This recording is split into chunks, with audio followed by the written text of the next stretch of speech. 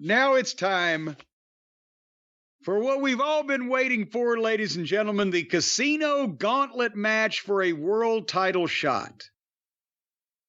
So now hold on, what was my statistic on the previous page? 52 participants in the first 7 matches. Now they announce a match that can have up to 21 men entering at completely random intervals. That would bring us up to 73 participants in the first 8 matches, but they didn't get that far.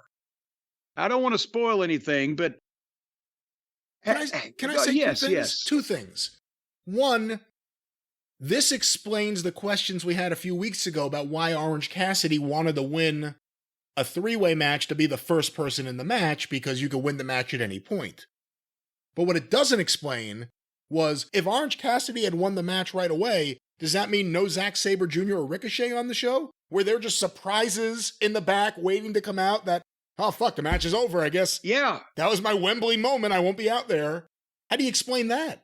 Yeah, that fucking son of a bitch, he won the thing right away. It doesn't make any sense. It's not even, at least with the Royal Rumble, there is some structure to some type of stipulation that you can relate and follow. And this was random entrance times. They're just going to put down the 5-second clock and boom, whenever the spot comes up. And it's just... And they had to have, it's come to this for our friend O'Cody, that, he signed for however much money Tony Khan is alleged to be paying him or really paying him or whatever. It's a lot of money, and he can barely move, and he's contributed nothing. And now he's opening up a 21-man casino gauntlet match that he's not going to win, wrestling against the company mascot. That's a pretty fucking precipitous fall, is it not? The thing is, I don't think they see this match internally as being a step down from like a main event singles match or anything. At least Tony. I think Tony sees this as being one of the big attractions. And I have to say, I enjoyed All In this year more than I did last year, and part of it was just because of the shit show aspect. And this match, it was a mess, but it was entertaining because of, you don't know who was going to come out next. Like the Royal Rumble's entertaining. I've seen a Royal Rumble with awful wrestlers, and I enjoyed the fuck out of it. So, I enjoyed this for what it was, and it was certainly something. Well, it was for the kind of... Oh, shit, I've screwed up my own line. For the kind of people who like that kind of thing, that's the kind of thing those people like. So number 3 was Nigel McGuinness. Big ovation. He looks great. He hadn't been in the ring in, 10 years or more. I don't know how long it's been. He's obviously a home country favorite. And he does a face-off with O'Cody. And I'm thinking, here we go. And they started trading fake forearms that didn't touch each other. And then, to be honest, for the next, 2 minutes or whatever it was, Nigel looked better than O'Cody did. I mean, yes, he hadn't been in the ring in a while. He wasn't the Nigel of old, but he did a couple of his trademark things, did the handstand on the turnbuckle, and etc. But you can't even say of the 2 guys working in the ring, he was the one that was the more impressive. And he's been retired for 10 fucking years. Did I miss something? No. And, I agree with you. He came right in, Nigel, and he did those forearms. With wrestlers who are out there every week, it's looking awful. Because everyone's doing it in every match, and no one lays it in. And you don't want everyone in every match laying it in. Just everyone shouldn't be doing it. Don't do it constantly in every match, is what we're saying. And you also shouldn't enter the ring. And again, I know he hasn't worked in a while, and obviously, I'm assuming you don't want to work with him the same way. I don't know. I don't want to assume anything, actually. But to come right in the ring and start with weak-looking stuff is just... That's why I was kind of like, because you had the anticipation. And then he did some good-looking stuff, but So why lead with if you go to a restaurant, your appetizer has fucking mold growing on it. You might not savor the main course as much as you normally would. Anyway, then came Kyle O'Reilly. Then came Q-Tip Sabre Jr. Then came Roderick Strong. And then came Mark Briscoe. And I'll pay attention for a minute. And he made a big comeback on Roddy and Cody and did a big dive and then just stood there on the floor while two other guys, they was Sabre and O'Reilly, started doing shit in the ring again. So everybody just comes in and gets a little moment, and then they just stand around at this point. And then Hangnail Page. And then Jeff Jarrett. And the best punches of the entire show were when Jeff Jarrett, at 53 or whatever he is these days, got in the ring and had a face-off and a little fight with Hangnail Page and made a comeback on everybody. And then Page turned around and powerbombed Jeff over the top rope onto 6 guys that could catch him.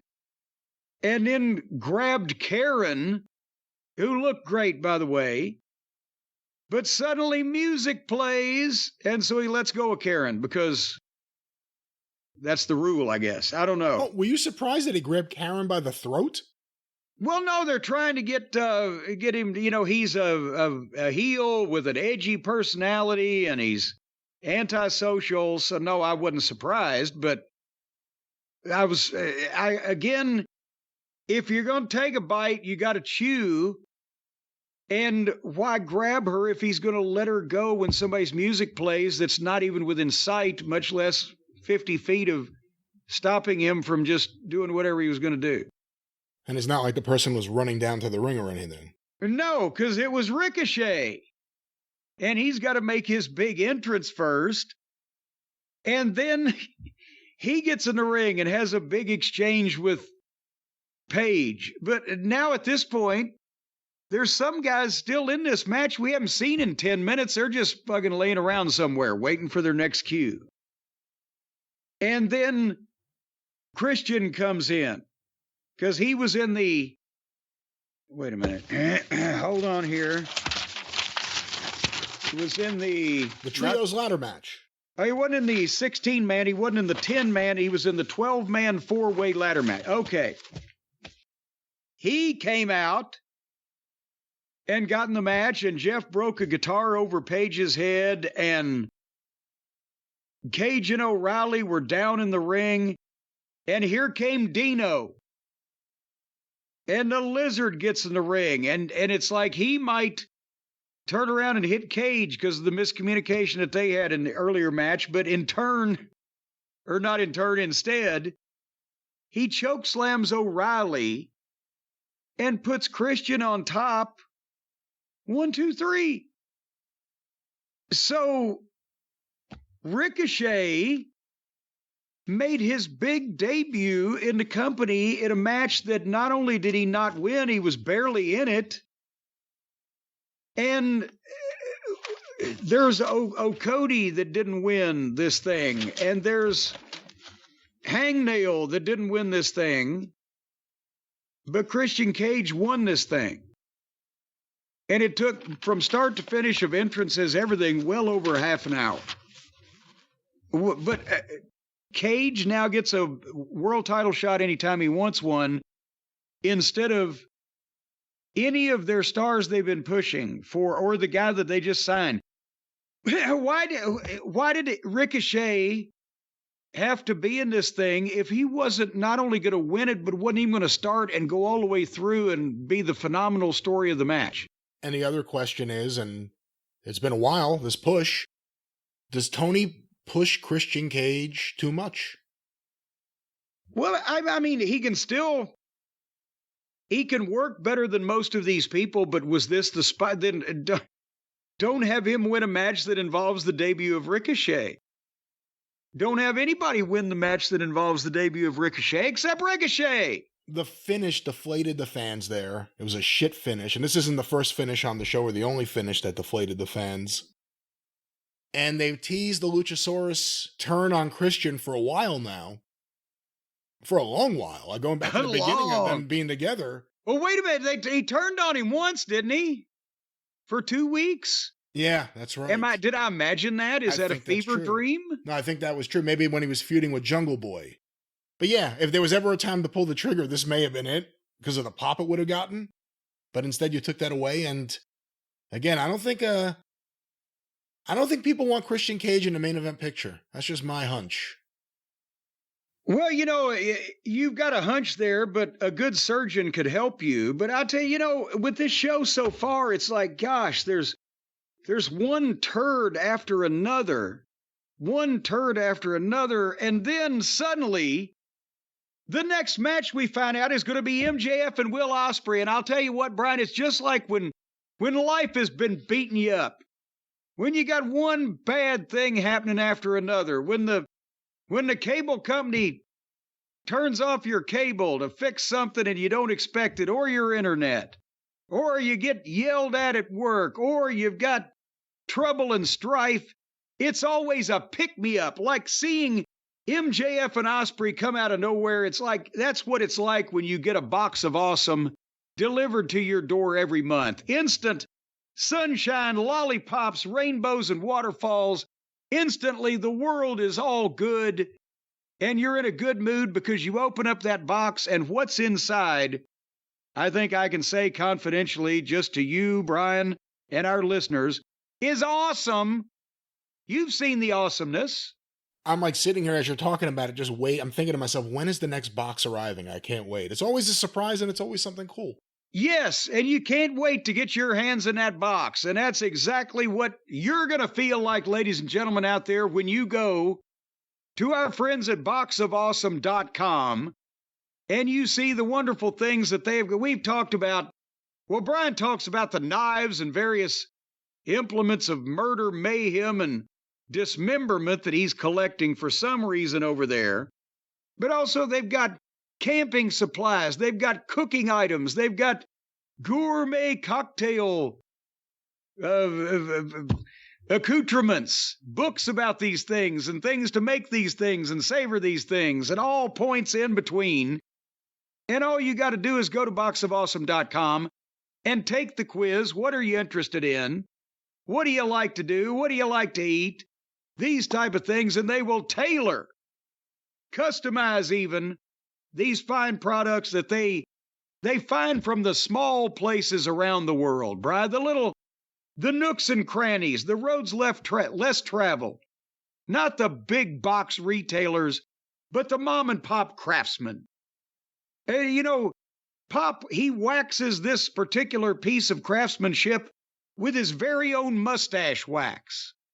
And Mom, she has her very own vaginal lubricant will make sure that your particular item is shining like a new penny when you get it. These are examples of things you won't be getting with Box of Awesome, but there are a lot of hardworking Americans all across this country, mom, pop, son, sis, everyone. Yes. Working together as one, as a country, as a nation, as an idea. And the idea is Box of Awesome coming to your mailbox or doorstep. Tell them how, Jim. Yes, cousins too. Cousins too. They're the cousins are, especially the kissing cousins. Boy, you ought to see what comes in their box. But I'll tell you what, right now, you can go to boxofawesome.com and enter the code JCE at checkout. You're going to get 15% off your first box of awesome. When you sign up, you can cancel anytime. You can skip a month. It's free to sign up. And you're going to love the various things they're going to send you to put in places that you never even knew you had places. Boxofawesome.com, the promo code JCE.